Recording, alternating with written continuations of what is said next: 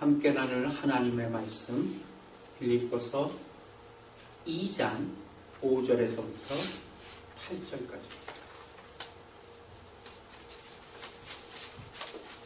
빌립보서 2장 5절로부터 8절.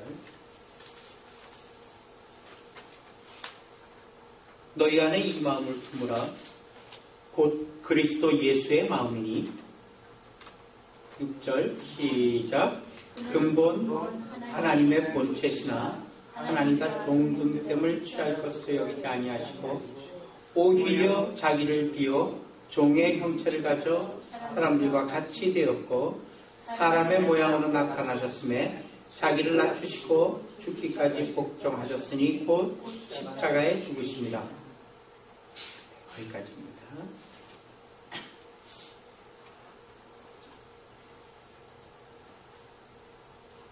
예수 믿은 신자가 성화의 과정, 그러니까 신앙생활의 과정에서 해야 할 일이 무엇일까? 내가 뭐를 해야 될까? 라는 질문을 해봅니다. 흔하게 대답할 수 있는 여러 가지 답변이 있죠. 예배를 잘 드린다. 교회를 꼭 꼬박꼬박 출석한다. 또 주의 말씀대로 열심히 산다. 구제를 열심히 하고 봉사를 열심히 하고 여러 가지로 줄줄줄 거기에 필요한 답변이 있을 수 있습니다. 그러한 그 답변 중에서 신앙생활을 통해서 봉사한다. 조금 아까도 동영상을 잠깐 봤지만 봉사한다. 봉사만큼 오해되는 것도 없습니다. 사실 봉사, 열심히 봉사활동하는 거죠. 종종 봉사, 그 봉사 그 자체가 유일한 목적이 되어 있는 것을 우리는 보게 됩니다. 봉사가 목적은 아니죠. 성경에 어디에 봉사가 목적이라고 쓰여 있지는 않습니다. 성경이 봉사를 요구하는 것은 선행적인 차원이 아니에요. 내가 좋은 일 해야지 해서 봉사를 하는 차원에서 성경은 봉사를 얘기하고 있지 않습니다. 봉사는 그 어떤 다른 목적이 있어요. 그 목적을 위한 수단으로 동원되는 것이 봉사입니다. 그러니까 봉사가 목적이 아니다는 얘기예요. 봉사는 수단이에요. 그리고 그 봉사를 수단으로 해서 어디로 가지고 가야 되냐면 목적 있는 데를 갖고 가야 되는 겁니다. 따라서 봉사를 우리 기독교식으로 정의한다면 봉사로 인해서 예수 그리스도의 열매가 얼마나 더 드러나고 표현되는가, 여기에 목적이 있고 초점이 있다는 얘기예요. 나의 이 봉사로 인해서 예수 그리스도의 열매가 얼마나 많이 드러나는 거예요. 우리의 봉사는 예수 그리스도, 우리 주님이 좀 약하기 때문에 우리가 거들어야 되겠다, 이런 돕는 차원의 봉사가 아닙니다. 다른 모든 세상의 봉사는, 다른 모든 종교의 봉사는 어떤 기존 조직이라든가 기존 어떠한 이 단체를 돕는 차원이에요. 거기에서 봉사가 동원되는데 기독교의 봉사는 돕는 차원이 아니에요. 우리가 뭐 주님을 도울 힘이나 있습니까? 또한 주님이 힘이 부족해서 우리의 힘이 필요한 분도 아니에요. 그 때문에 봉사는 예수님을 돕는 차원이 아니죠. 봉사는 그럼 뭐냐? 그분이 하시려는 어떤 일, 그분이 하시려는 일에 우리가 부름받고 사용되어서 그분의 원래 계획, 그분의 원래 하시려던 그 일이 나타나야만이 그것이 목적이 되는 거예요. 그게 다른 거예요. 곧 그런 봉사라는 수단을 통해서 예수님 자신만이 드러내야 된다는 사실입니다. 예수님만이 드러나야 돼요. 하나님만이 드러나야 돼요. 이게 또 하나님만이 드러나는 것 같다 오해를 한 하나의 에피소드가 있어서 제가 좀 소개를 합니다. 페이스북에 저하고 친구 사이로 되어 있는 한국의 우리 같은 교단의 목사님입니다.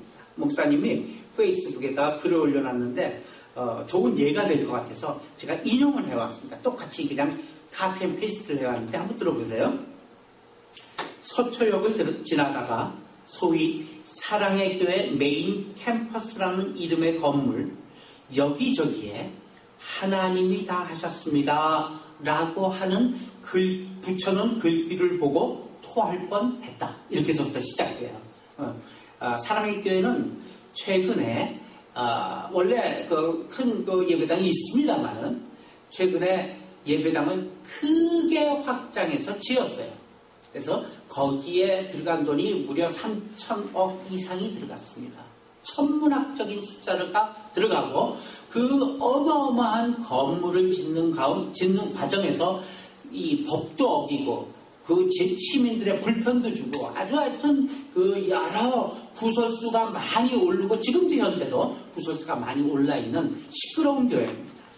3천억 이상의 돈을 들여갖고 어마어마하게 멋있는 빌딩을 지어놓고 지금 빌딩 곳곳에다가 뭐라고 붙여놨냐면은 하나님이 다 하셨습니다라고 그렇게 여기저기 건물에다 붙여놨대요.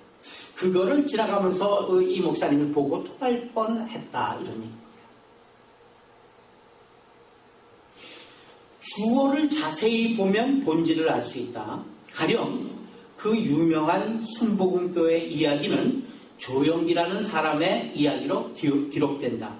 그가 사람을 끌어모으고 그가 설교하고 그가 한때 병자를 고치고 그가 건물을 짓고 그가 국민일보를 설립하고 등등 조영기의 수로로 여의도 순복음교회 역사가 기록된다. 즉 주어는 조영기 목사다. 그리고 소위 잘 나가는 교회들 역시 그 주어가 분명하다. 이렇게 기록되어 있어요. 신화를 창조한 인물들이 그 주어이다. 김사만, 김선도, 하영저, 조영기, 정삼지, 전병욱, 오정현 등등 여기서 미묘한 착시 현상이 일어난다. 그리고 진실의 왜곡이 일어난다. 성경을 보면 교회와 관련한 이야기를 설명할 때 하나님 혹은 성령의 이야기로 기록된다. 즉 교회는 하나님의 스토리요 성령의 너레이티브인 것이다. 그런데 오늘날 교회들은 지도자의 신화적 기적으로 혹은 사람들의 위대한 스토리로 자신들의 역사를 서술하고 미화하고 해석한다. 마치 왕조 사관에서 영웅 호걸과 잔혹한 권력자들의 영웅적 신화적 이야기로 역사를 기술하는 것과 유사하게 말이다. 물론 그들도 다들 하나님을 언급하고 성령을 운운한다. 그러나 실상은 그렇지 않다. 그들이 만든 것은 제국적 구조이며 그 추종자들은 언제나 그들을 추종하고 그들에게 영광을 돌리기 때문이다. 그들이 자신들의 이야기를 하나님의 이야기로 말하는 것은 이를 성스럽게 채색하여 교묘하게 신비화하고 자신들의 권위와 영광을 더욱 높이는 방식으로 사용되는 경우가 허다하기 때문입니다. 진정 하나님의 나라의 이야기로 겸손하게 고백하고 재구성하는 진정성, 그것 없이는 그 모든 이야기는 아마 하나의 제국의 역사와 같은 성격을 지니게 될 것이다. unquote. 여기까지가 기록된 글입니다. 많이 동감이 돼서 저도 좋아요 클릭하고 공감을 표시했습니다. 하나님이 다 하셨다니요. 그럼 하나님이 그 많은 반대와 그 많은 불평과 그 많은 위법과 그 많은 불법을 다 하나님이 하셨다는 얘기야. 하나님은 불법자요, 위법자요. 그리고 분쟁을 일으키는 그러한 인물이란 얘기죠. 사실 예수 그리스도의 공생의 기간 중에 그의 가르침과 그의 가르침의 방법들은 사람들이 통 갈피를 잡을 수가 없었어요. 왜냐? 그들을 따르는 무리들이 세상의 방법과 세상의 원리에 너무 익숙해져 있었기 때문이죠. 사랑의 교회의 건물처럼. 다시 한번 가봅시다. 빌립보서 2장 7절, 8절 두 절만 한번 보겠습니다. 시작. 오히려 자기를 비워 종의 형태를 가져 사람들과 같이 배우고 사람의 모양으로 나타나셨음에 자기를 낮추시고 죽기까지 복종하셨으니 곧 십자가에 죽으심이라. 중요한 게 여기서 이제 오늘의 본론이 나옵니다. 자기를 비워. 자기를 비워. 이 말은 자신이 자신에 대해 어떤 결정을 내리셨다는 얘기예요. 그래서 예수님은 사람이 되셨고 사람의 형체로 나타나신 겁니다. 지금 이 구절에서 대단히 중요한 점 두 가지가 있는데, 자기를 비워, 자기를 비운다는 것은 능동태로 되어 있어요. 자동사로 되어 있어요. 능동형이에요. 자기를 비우는 것은 스스로 자기를 비웠다는 얘기예요. 그 다음에 9절에서 보게 되면은 나타나셨음에, 나타나셨다는 것은 수동형으로 되어 있다는 사실이에요. 굉장히 중요합니다. 즉 자기 자신을 비운다는 것은 자기 스스로 하지 않으면 안 되는 거야. 그러나 비운 다음에 무엇이 되느냐, 비운 후에 무엇이 채워지느냐 혹은 무엇이 되느냐의 문제는 자기 소관이 아니다라는 얘기예요. 나의 몸, 나의 존재를 사용하여 또 주장하는 주권을 예수님께 이양시키는 데까지는 내 할 일이 있다는 얘기예요. 다시 한번 얘기합니다. 나의 몸이나 나의 존재를 사용하고 주장하는 그런 주권을 예수 그리스도께 이양하는 데까지는 나의 할 일이 있어요. 그게 자기를 비우는 일이에요. 그런데 그 다음에 드려진 나를 무엇으로 사용하며 무엇을 만드시느냐는 예수 그리스도의 권리인 것입니다. 그런데 우리는 어떻게 해요? 나를 비웠으니 이제 나를 무엇으로 만들어 주십시오까지는 스스로 다 결정해 놓고 구합니다. 기도합니다. 이렇게 해 주십시오. 이 부분에서 우리는 많이 혼동되고 있다는 사실입니다. 그분이 우리의 주님이 되신다는 뜻의 가장 중요한 의미는 무엇일까요? 예수 그리스도께서 우리의 주님이 되신다라는 뜻의 가장 중요한 의미는 그분이 우리를 어떻게 부리시며 무엇으로 쓰시는가 하는 것이 전적으로 그분의 손에 달렸지만, 그렇게 되기 위한 우리의 책임이나 우리의 전제 조건으로서 내가 나를 포기하는 것은 나의 책임이라는 얘기입니다. 이 부분을 바로 이해하지 못하면 신앙생활에 있어서 도대체 내 할 일은 무엇이고 또 우리의 책임의 영역이 어느 자리인가 혼동하게 돼 있어요. 예수 그리스도께서 우리를 통해 사시며 우리를 통해 일하시며 우리를 명령하시기 이전에 내가 내 자신을 비운다는 것 없이는 아무 일도 일어나지 않는다는 사실을 우리는 기억해야 합니다. 그래서 주님께서도 아무든지 나를 따라오려거든 뭐라고요? 자기를 부인하고 자기 십자가를 지고 나를 좇을 것이다. 자기를 부인하지 않고 혹은 자기 십자가를 지지 않고 나를 좇는다면, 나를 따른다 할지라도 아무런 의미, 아무런 무슨 일이 일어나지 않는다는 얘기예요. 그렇기 때문에 그 비운 후에 무엇이 되느냐는 것은 나는 모르는 일이에요. 우리의 영역이 또한 아니에요. 그러나 성경은 약속된 그 다음의 일이 우리가 만족할 만한 일이 될 것이라고 증거하고 있어요.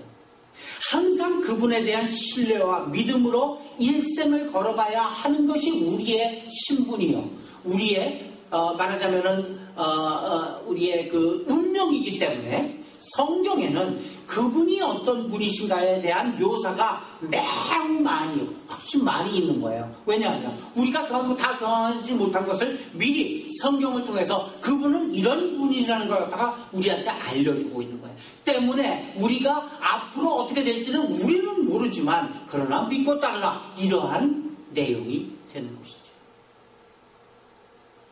예수 그리스도께서는 오늘 말씀과 같이 자기를 비우셨어요. 하나님께서 비워주신 것이 아니라 자기 스스로 비웠어요. 자기 안에 있는 것들을 비우시고 이제 그를 보내시는 아버지의 것으로 채우셨던 거예요. 예수님께서 이 일에 상상할 수 없을 정도의 순종을 하셨는데 바로 십자가에 죽기까지 자기를 순종하셨습니다. 예수님께서 얼마나 그의 전생애를 하나님의 손에 의존하셨는지 한번 생각해 보시길 바랍니다. 그분은 하나님 자신이에요. 하나님 자신임에도 불구하고 이 땅에 뭘로 오셨냐면 어린아이로 오셨어요. 그렇죠? 어린아이로 오셨어요. 이 자체가 엄청난 사건 아니에요? 어린아이는 얼마나 무기력한 존재예요. 생각해보세요. 어린아이인데 스스로에 대해서 아무런 방어력이 없잖아요. 스스로 아무런 힘도 없이 세상에 노출되어 있어요. 연약한 모습으로 부모에 의존되어 있었던 사실이에요. 그의 전생에는 어때요? 목마르고 줄인 생이었습니다. 그의 전생애를 보면은 자기 자신을 증명하려 했던 적이 한 번도 없어요. 내가 하나님이야 임마. 직접적으로 얘기한 적 한 번도 없어요. 오직 그를 보내신 이의 기쁘신 뜻을 이루는 것 그 외에는 그의 다른 일이 없었다는 사실입니다. 이는 마찬가지입니다. 우리 신자들에게 요구되는 봉사로의 초대에 있어서 가장 큰 희생이 뭐냐? 우리가 봉사로 초대가 되었거든요. 근데 봉사가 목적이 아니에요. 봉사라는 수단을 통해서 무슨 어떤 목적을 가져가야 되는데, 목적으로 그 봉사라는 곳으로 초대되는 데 있어서 가장 큰 희생이 뭐냐면 빌립보서 2장에 너희 안에 이 마음을 품으라는 얘기예요. 이게 얼마나 큰 희생? 너희 안에 이 마음을 품으라는 게 얼마나 큰 희생인지 아세요? 이 마음은 뭐예요? 예수 그리스도의 마음 아니에요. 그 마음을 품으래요. 대단한 희생이죠. 신자의 생애는 오직 하나님의 놀라운 계획 속에 맡겨진 생애입니다. 우리가 그분 발 앞에 엎드리게 하는 것이 우리의 생애예요. 우리 자신을 비우고 우리 자신을 아예 없는 것으로 취급하여 주 앞에 바쳐지는 일, 그것이 우리를 비우는 일이에요. 그때 비로소 주께서 우리를 들어서 쓰실 수 있는 것이라는 얘기예요. 우리가 그냥 주님 쓰십시오 해갖고 주님이 쓰십니까? 쓰실 수가 없어요. 비워있지 않기 때문에. 그런데 아무도 그렇게 자기를 비우려 하지는 않습니다. 주 앞에 봉사한다는 거 자기가 갖고 있는 것 갖고 할 수 있는 것이 아니에요. 우리가 갖고 있는 게 뭐 있어요 또? 그 갖고 있는 것 잃어봤자 잘난 그것이 뭘 하나님 앞에 도움이 되겠어요? 문제는 주 앞에 봉사한다는 것은 제가 좀 뭐 부족합니다만은 그 아니라 누가 자기를 비웠느냐의 싸움이 주 앞에 봉사의 싸움입니다. 이렇게 비운 자에게 하나님께서는 물질을 주실 수 있죠. 또한 하나님의 자녀들을 맡길 수 있습니다. 내 것을 내어놓아 하나님께 봉사하는 게 아니다는 얘기예요. 하나님께서 주셔서 봉사하게 만드세요. 우리가 할 수 있는 일은 나를 비우는 일 하나예요. 하나님께서 어떤 사람에게는 물질에 있는 것으로 쓰신다면 또한 어떤 사람은 물질이 없는 것으로도 쓰실 수 있다는 사실을 우리는 잊어서는 안 돼요. 있고 없는 게 문제가 아니라는 얘기예요. 신자들은 스스로 하나님 앞에 바칠 것이 있다고 생각하는 동안에는 쓰임받지 못합니다. 사실 내가 그래도 하나님 앞에 좀 바칠 것이 좀 있어요. 하나님 안 쓰세요. 왜냐? 그것은 자기가 아직까지도 비워있지 않는 자신을 나타내기 때문에 그래요. 하나의 예를 갖다가 성경에서 한번 들어봅시다. 사무엘상 15장부터 갑니다. 9절까지만 읽습니다. 지금 가서 아말렉을 쳐서 그들의 소유의 모든 소유를 남기지 말고 진멸하되 남녀와 소아와 젖먹는 아이와 우양과 약대와 나귀를 죽이랴 하셨나이다. 사울이 백성들을 소집하여 그들을 들라임에서 계수하니 보병이 20만이요 유다 사람이 1만이라. 사울이 아말렉 성에 이르러 골짜기에 복병하니라. 사울이 겐 사람에게 이르되 아말렉 사람 중에 떠나 내려가라. 그들과 함께 너희를 멸하게 될까 하노라. 이스라엘 모든 자손이 애굽에서 올라올 때 너희가 그들을 선대하였느니라. 이 에겐 사람이 아말렉 사람 중에 떠나니라. 사울이 하웰라에서부터 애굽 앞 술에 이르기까지 아말렉 사람을 치고 아말렉 사람의 왕 아각을 사로잡고 칼날로 그 모든 백성을 진멸하였으되 19절 중요해요. 시작. 사울과 백성이 아각과 그 양과 소의 가장 좋은 것 또는 기름진 것과 어린 양과 모든 좋은 것을 남기고 진멸키를 즐겨 아니하고 가치 없고 낮은 것은 진멸하니라. 그 밑에 15절 시작. 사울이 가로되 그것은 우리가 아말렉 사람에게서 끌어온 것인데 백성이 당신의 하나님 여호와께 제사하려고 하여 양과 소의 가장 좋은 것은 남김이요 그 외의 것은 우리가 진멸하였나이다. 사울왕은 하나님의 명령을 어겼습니다. 다 진멸하라고 했습니다. 분명하게. 그런데 사울왕은 하나님의 명령을 어겨서 좋은 것, 기름진 것, 좀 괜찮은 것, 때깔 좋은 것은 전부 다 빼서 남겨놨어요. 이에 사무엘이 격노합니다. 왜 그런 짓을 했냐고 사울에게 묻습니다. 사울의 대답이 괜찮죠? 사울은 그것은 백성이 당신의 하나님 여호와께 제사를 드리기 위해서 제사는 가장 좋은 것으로 하나님께 드려야 되지 않겠습니까? 해서 가장 좋은 양과 가장 좋은 소와 가장 좋은 것들은 남겼다. 이렇게 대답을 합니다. 사울왕은 하나님께 제사로 바치려고 남겨두었다고 사실은 핑계를 댄 것이죠. 실상은 뭐예요? 자기가 챙기기 위해서죠. 그러나 이 사건이 결정적으로 사울이 왕좌에서 버림을 받게 되는 후식이 되었다는 사실이에요. 심각한 거죠. 이 때문에 사울은 사실상 버림을 받습니다. 그 뒤에 사무엘상 15절 22, 23절에서 그 답이 있습니다. 시작. 사무엘이 가로되 여호와께서 번제와 다른 제사를 그 목소리 순종하는 것을 좋아하신 같이 좋아하시겠나이까? 순종이 제사보다 낫고 듣는 것이 수양의 기름보다 나으니 이는 거역하는 것은 사술의 죄와 같고 완고한 것은 사신 우상에게 절하는 죄와 같음이라. 왕이 여호와의 말씀을 버렸으므로 여호와께서도 왕을 버려 왕이 되지 못하게 하셨나이다.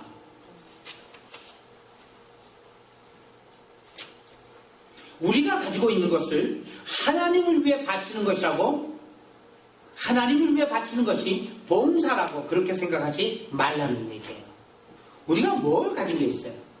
또 하나님께 뭘 드릴 게 있어요? 없어요. 물론 그런 것으로 우리의 작은 진심을 표현할 수 있는 방법이 되긴 합니다. 그러나 그것이 하나님의 일을 만드는 방법이 되거나 주님께서 요구하시는 것은 아니다라는 사실이에요. 주님께서 요구하시는 건 뭐예요? 주님께서 오늘도 우리에게 요구하시는 건 뭐예요? 주권입니다. 주권입니다. 우리의 주권을 이양하라는 것입니다. 나의 나된 것을 하나님의 은혜로 된 것으로 알고 나의 나됨을 이양하라는 얘기입니다. 탕자의 비유에서 보면 우리가 잘 알 수 있지 않습니까? 둘째 아들은 뭐라 그래요? 내 것을 주십시오 그래요. 자기 것을 달라 얘기해. 달라. 법적으로 하자 없으니까 달라 얘기해. 내 거니까. 그렇게 해서 시작해요. 나중에 뭐예요? 돌아와서 아유 아들은 고사하고 그냥 저기 지금 일하고 있는 품꾼의 하나를 여기서서 여기까지 끝납니다. 우리도 마찬가지 아니에요? 하나님께 주십시오 내 거 좀 주십시오. 그렇게 못해요. 결국 이 말은 이 세상에서 잘 먹고 잘 살겠다는 거예요. 하나님께서는 주시긴 주셔요. 달라 그러면 줘요. 그런데 뭘 주시는 거예요? 주염 열매를 주실 겁니다. 주염 열매를 먹게 하실 것입니다. 그러나 드디어 돌아와서는 제가 아들은 무슨 아들이에요? 품꾼 중에 하나요. 품꾼 중에 하나로 여기 서서 그렇게 두 손 두 발 다 들고 항복했을 때, 자세가 맞게 됐을 때 하나님께서는 다시 우리를 받아주신다는 얘기입니다. 그것이 탕자의 비유예요. 신자가 걷고 있는 신앙의 현실 속에서 많이 일어나는 현상이 뭐냐면은 봉사가 명예를 위해서 동원된다는 사실. 봉사가 자기 명예를 위해서 동원된다는 점이에요. 또 그 명예를 유지하는 수단으로 봉사를 사용해요. 악순환은 계속 연속되죠. 고린도전서 9장 19절서부터 22절까지 같이 봅니다. 시작. 내가 모든 사람에게 자유하였으나 스스로 모든 사람에게 종이 된 것은 더 많은 사람을 얻고자 함이라. 유대인에게는 내가 유대인과 같이 된 것은 유대인들을 얻고자 함이요, 율법 아래 있는 자들에게는 내가 율법 아래 있지 아니하나 율법 아래 있는 자 같이 된 것은 율법 아래 있는 자들을 얻고자 함이요, 율법 없는 자에게는 내가 하나님께는 율법이 없는 자가 아니요 도리어 그리스도의 율법 아래 있는 자가 율법 없는 자 같이 된 것은 율법 얻는 자를 얻고자 함이라. 다 같이. 약한 자들에게는 내가 약한 자 같이 된 것은 약한 자들을 얻고자 하며, 여러 사람에게 내가 여러 모양이 된 것은 아무쪼록 몇몇 사람을 구원하고자 함입니다. 기가 막힌 말씀. 기가 막힌 말씀. 기가 막힌 말씀. 내가 내 자신을 모든 사람의 종으로 드렸다, 이렇게 얘기하고 있어요. 내가 내 자신을 모든 사람에게 종으로 만들었다, 이렇게. 내 자신을 비워 종의 형체를 가진 예수님과 똑같죠. 그리고 22절은 뭐예요? 많은 사람에게 자기 자신이 여러 모양으로 되어졌다, 이렇게 얘기하고 있습니다. 내가 내 자신을 예수 그리스도의 일꾼으로, 종으로 비우고자 하나님께서 나를 이 모든 사람 앞에 여러 모양으로 나타내신 것이다, 이런 얘기입니다. 세상은 언제나 우리에게 무엇을 했느냐, 이렇게 도전을 해요. 네가 네 그 나이까지 네가 세상에 뭘 했냐, 뭐 이렇게 얘기를 해요. 너는 뭘 좀 할 줄 아냐, 이렇게 무엇을 했느냐라는 질문을 합니다.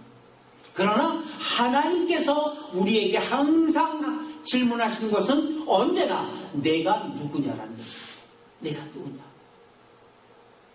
지금 내가 그 자리에 너 혼자 서 있느냐, 아니면 그리스도의 종으로 서 있느냐라는 질문을 하고 계신다는 사실입니다. 이게 세상이 질문하는 것과 하나님께서 우리에게 질문하는 질문의 차이입니다. 세상은 결국 어떤 결과를 얻는 원인으로서 자기 자신을 증명하는 것으로서 이것을 이루어낸 나를 봐라. 아까 사랑의 교회처럼 이것을 이루어낸 나를 봐라, 그렇게 알리지만, 그렇게 그런 쪽에서 일하지만, 세상은, 신자는 뭐예요? 언제나 그 일을 이루신 하나님을 보이기 위하여 내가 등장하고 있다는 사실입니다. 나로 말미암아 나를 보내시고 이를 이루신 하나님이 증명되는 것으로만 내 자신이 존재하는 것입니다. 그게 지금 사도 바울의 얘기예요. 이 부분이 굉장히 힘들어요, 사실은. 힘든 이유는 뭐냐면요, 우리에게 있어서 내 자신을 죽이고 포기하는 것처럼 어려운 일이 없기 때문이죠. 영적인 전쟁을 시작하기 전에 우리에게 선행되어야 할 일이 무엇입니까? 내 자신을 진단하는 일입니다. 우리는 얼마나 내가 내 자신의 주권자로서 하나님을 보조자로 그 능력만을 요청하고 있는지 점검해 봐야만 하는 것입니다. 우리는 모든 것을 할 수 있다라고 생각합니다. 아직 무엇을 몰라서 못하고 있지 우리 자신이 무능하리라고는 생각하지 않습니다. 이는 결국 우리 자신이 죄인임을 인정하지 않는다는 얘기죠. 이는 자신을 부정한다는 것이 얼마나 우리에게 있어서는 불가능한 일인지를 보여주는 일례예요. 그러나 결국 자기 부정의 일도 하나님의 도우심이 절대적으로 필요함을 느끼고 그분 앞에 무릎을 꿇어야 될 줄 믿습니다. 우리는 전주에 말씀과 같이 포도나무에 달린 가지입니다. 붙어있는 가지입니다. 포도나무가 열매를 맺지 못한다면 그 나무 자체는 지팡이로도 사용할 수가 없어요. 포도나무는요. 그냥 꼬불꼬불 돼 있고 아주 가지가 가늘잖아요. 아무 쪽에서 쓸모가 없어요. 그러나 언제나 포도송이 하면 뭐라 그래요? 오늘 주보 컷에서도 포도송이를 그려놓고 있습니다만 포도송이 하게 되면 과일의 풍성함 이것을 나타낼 때는 언제나 등장하는 게 포도송이에요. 그렇죠? 사과는 자주 등장하지 않아요. 배는 없을 때가 더 많아요. 그러나 과일의 풍성함을 나타낼 때는 꼭 동원되는 게 뭐예요? 포도송이에요. 물방울이 촉촉히 젖어있는 그 포도송이 과일의 풍성함을 나타낼 때 등장하는 거예요. 그렇듯 우리 신자들의 신앙생활도 바로 이러한 모습, 포도송이와 같은 모습으로 늘 싱싱한 열매를 잘 맺는 그런 잘 붙어있는 가지가 되길 주님의 이름으로 축원합니다. 기도합시다.